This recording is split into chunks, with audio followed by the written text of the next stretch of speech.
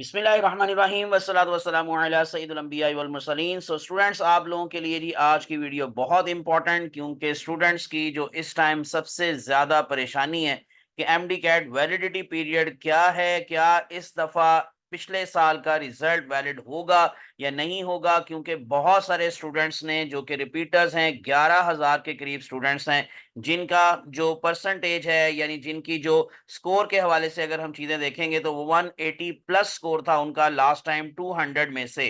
तो इसका मतलब क्या है कि ये बहुत ज्यादा जो स्टूडेंट्स की तादाद है, 11,000 मैंने आपको स्टूडेंट्स की तादाद बताई।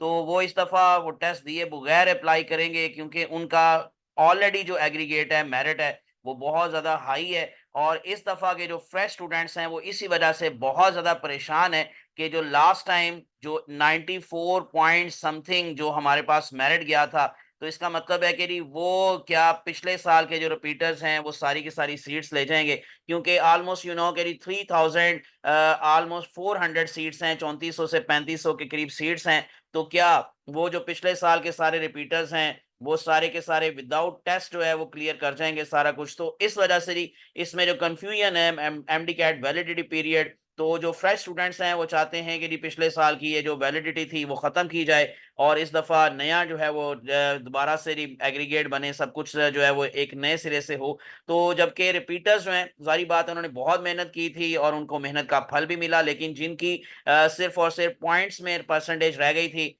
यानी इन अदर वर्ड्स उनका 94 पॉइंट अगर इन केस जो था वो 1 था और 94.2 पर दाखिला हो गया, तो उनका 0.1% से रह गया। तो डेफिनेटली वो चाहते हैं कि ये जो वैलिडिटी है, 3 साल की वैलिडिटी, वो बरकरार रहे। तो हम इसके ऊपर आज बात करेंगे और सारी की सारी चीजें मैं आपको डिटेल के साथ बताऊंगा कि क्या ये पॉलिसी चेंज हो सकती है इस दफा या नहीं हो सकती है, क्या वैलिडिटी बरकरार रहेगी या नहीं रहेगी। तो ये सारी बातें इंशाल्लाह आज के इस व्लॉग के अंदर मैं आप लोगों के साथ डिस्कस करे जा रहा हूं, तो इसलिए टिल एंड मेरे साथ अटैच रहिएगा। सो इस एमडी कैट 2024 वैलिड फॉर 2025 और नॉट। तो इससे पहले जी आप लोग मेरा व्हाट्सएप नंबर नोट कर लें, +923466139239, जहां पर आप लोग मेरे चैनल को सब्सक्राइब करके स्क्रीनशॉट लेकर अपना नाम और अपना शहर सेंड करेंगे और मैं आपको फ्री ऑफ कॉस्ट अपने व्हाट्सएप ग्रुप में फॉर एमडी कैट प्रेपरेशन शामिल कर लूंगा, which is separate for the male and female. इसी तरह से आप लोग फेसबुक और इंस्टाग्राम पर मुझे लाइक और फॉलो कर सकते हैं। तो हम चलते हैं इधर आज की डिस्कशन में कि validity of MD CAT score क्या है। So as per section 17 and 4 of PMDC Act 2022, जो कि नेशनल असेंबली से पास हुआ, फिर उसके बाद सेनेट से पास हुआ, फिर सदर ने इसको पास किया। तो ये जो एक्ट था ये 2022 में लागू हो गया था। तो उसके according, so the MDCAT 2024 scores shall be valid for the 3 years from the date of its examination।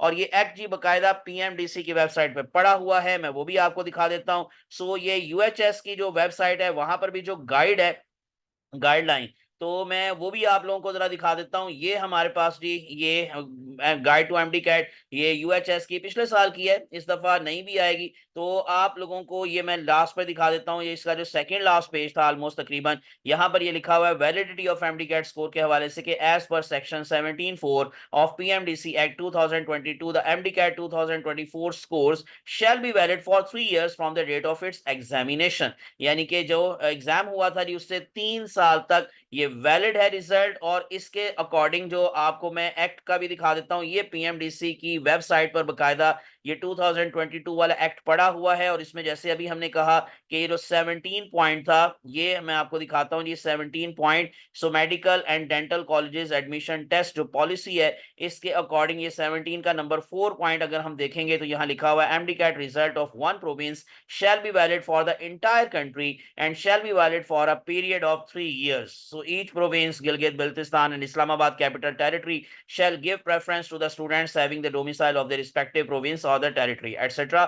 तो ये 3 साल तक की वैलिडिटी का जो एक्ट था वो आपको दिखाई दे रहा है, वो आपको मैंने शो कर दिया। अब इसी तरह से मैं आपको लिए चलता हूँ जी जरा दोबारा से उसी जो है जी पावर पॉइंट स्लाइड्स की तरफ। तो आप लोगों को जैसे मैंने बता दिया कि ये जो एक्ट है ये जी 2024 जो आपके पास मैंने कहा गाइड है यूएचएस की, उसमें भी ये मेंशन है। और उसके बाद फिर इसका मतलब ये हुआ कि एमडी कैट जो 2024 में जिन्होंने दिया था, your result will be valid for the 2024, पिछले साल के लिए भी वैलिड था, फिर 25 के लिए भी वैलिड और अगले साल तक भी ये वैलिड रहेगा। सो एडमिशन 2026 एडमिशन साइकिल्स, तो उसके लिए भी ये वैलिड है।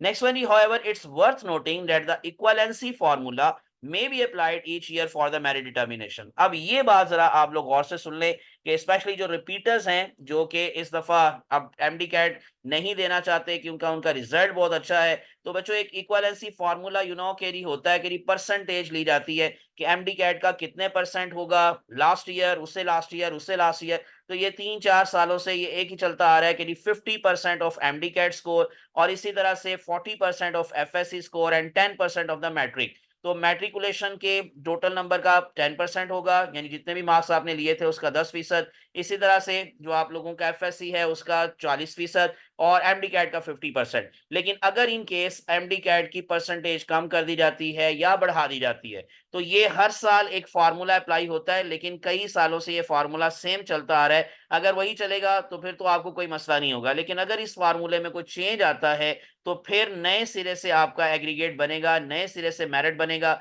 वो जो आप बनाकर बैठे हुए हैं 94 प्लस या 94%, तो हो सकता है कि उसमें कमी बेशी आ जाए। ठीक है, ये इक्वालेंसी फार्मूला पे डिपेंड करता है। तो ये भी बात थोड़ी सी क्लियर कर लीजिएगा अपने माइंड में कि इक्वालेंसी फार्मूला जब अप्लाई होगा, और वो कब अप्लाई होता है, जब एमडी कैट का रिजल्ट आ जाता है और उसके बाद फिर एडमिशन शुरू होते हैं एमबीबीएस के, उस वक्त ये फिर एग्रीगेट बनाया जाता है और उसमें फिर एग्रीगेट में ये इक्वालेंसी फार्मूला दिया जाता है कि इस साल का इक्वालेंसी फार्मूला क्या है। लास्ट ईयर का मैंने आपको बता दिया कि 50% of MD CAT, 40% of FSc and 10% of the matric. आगे चलते हैं जी, हमारे पास अब जो इंपॉर्टेंट चीजें हैं कि क्या ये पीएमडीसी की पॉलिसी चेंज हो सकती है, और अगर हो सकती है तो उसके कौन-कौन से तरीके हैं जिससे ये पीएमडीसी की पॉलिसी को चेंज किया जा सकता है। यानी जो वैलिडिटी वाली पॉलिसी वाली बात है, क्या इसमें चेंज आ सकता है या तब्दीली आ सकती है? अगर फ्रेश स्टूडेंट्स क्या करेंगे तो ये तब्दीली आ सकती है। तो ways to influence the PMDC policy, उसमें नंबर 1 ऑफिशियल प्रपोजल आपको देना पड़ेगा। आपके जो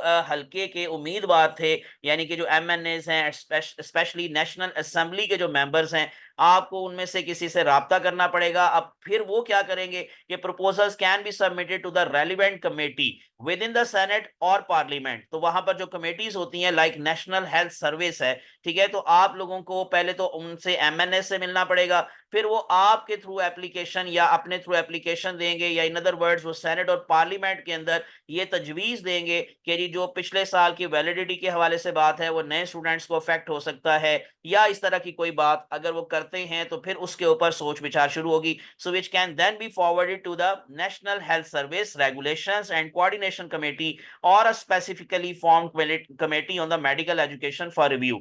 तो फिर एक कमेटी बनाई जाएगी और वो कमेटी क्या करेगी जी, इसको रिव्यू करेगी, उसको पहले सारा का सारा चेक करेगी, फिर वो अपनी रिपोर्ट पेश करेगी। ठीक है, और उसके बाद फिर वो जो है जी वो जो एक्ट है वो अगर इन केस इसमें कोई तब्दीली लानी है तो लेजिस्लेटिव वे जो एक्शन होगा, या if significant changes are required, अगर वो कमेटी देखती है कि जी वाकई इसमें चेंजेस आनी चाहिए, ये तब्दीली जरूरी है, तो फिर क्या होगा, लेजिस्लेटिव प्रोसेसेस में be initiated by the elective representatives. For example जैसे कि पीएमडीसी एक्ट जो 2022 था, ये इसी तरह से बना था, that led to the restoration of the PMDC was approved by the National Assembly. तो उसको रिस्टोर किया गया था, पहले पीएमसी आ गया था 2021 में, यूनाओ पीएमसी ने ये टेस्ट कंडक्ट किया था और उसके बाद फिर इसको दोबारा से रिस्टोर किया गया था, ये एक्ट बनाया गया था पीएमडीसी एक्ट ऑफ 2022। तो उसमें पीएमसी को डिसॉल्व करके फिर पीएमडीसी को रिस्टोर किया गया था। इस तरह से पॉलिसीज चेंज होती हैं कि अगर इनके पार्लियामेंट में वो केस पेश हो, फिर सेनेट में पेश हो, फिर उसके बाद प्रेसिडेंट जो है वो उसकी मंजूरी दे, तो फिर कहीं जाकर इस एक्ट को चेंज किया जाता है या उसमें तब्दीलियां वगैरह की जा सकती हैं। अब उसके अलावा ये चेंजेस किस तरह से होती हैं, मैं आपको दोबारा से थोड़ी सी और मजीद एक्सप्लेन कर देता हूं बात कि committee recommends a policy change to the PMDC और an elected official proposal legislation. फिर उसके बाद उसको रिव्यू किया जाता है। The proposal is reviewed by the relevant governmental और parliamentary committee such as the standing committee on health. Next well council meeting होती है। The proposal is placed before the PMDC council for official approval in the meeting, और last पर फिर उसकी implementation होती है कि once approved by the PMDC council it becomes part of PMDC's admission regulations and is binding for all recognized medical and dental colleges। तो ये 4 step हैं जिससे इनकी पॉलिसी अगर चेंज हो सकती है तो होगी। उसके बाद फिर एक और तरीका है ways to influence the PMDC policy के, क्या सुप्रीम कोर्ट अपना इन्फ्लुएंस शो कर सकती है, क्या सुप्रीम कोर्ट अपना रोल प्ले कर सकती है? यस, कर सकती है। The Supreme Court of Pakistan can change the PMDC policy by reviewing its own judgments and orders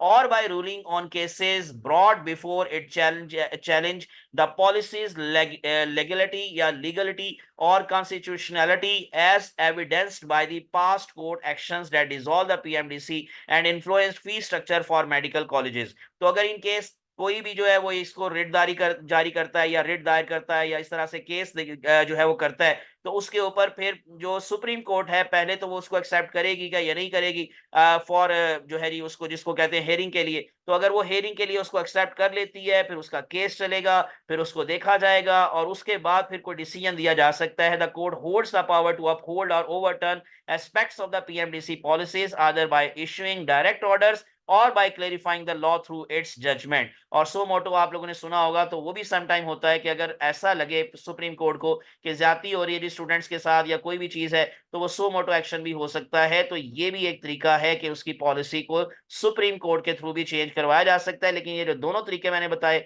ये काफी कॉम्प्लिकेटेड हैं, काफी मुश्किल हैं। क्या इतना ज्यादा कोई फाइनेंशियल जो है वो बर्डन अफोर्ड कर सकता है, क्योंकि सुप्रीम कोर्ट के अंदर फिर यूनोकरी केस चलाना और उसका फिर डिसीजन लेना काफी मुश्किल होता है। तो ये सारी चीजें थी जो मैंने आप लोगों के सामने रख दी। तो इस वजह से ही अभी आप लोगों के लिए यही है फाइनल के जो 3 साल तक की वैलिडिटी है वो मौजूद है। तो इसलिए जिसने पिछले साल अगर 94% लिया हुआ है यानी कि एग्रीगेट उसका बना हुआ है, तो वो इस दफा उसी को अप्लाई कर सकता है, उसी की बेस पर अप्लाई कर सकता है। तो ये कुछ बातें थी जी। उम्मीद है कि आप लोगों के पॉइंट्स कुछ क्लियर हुए होंगे। Thanks for watching, best of luck.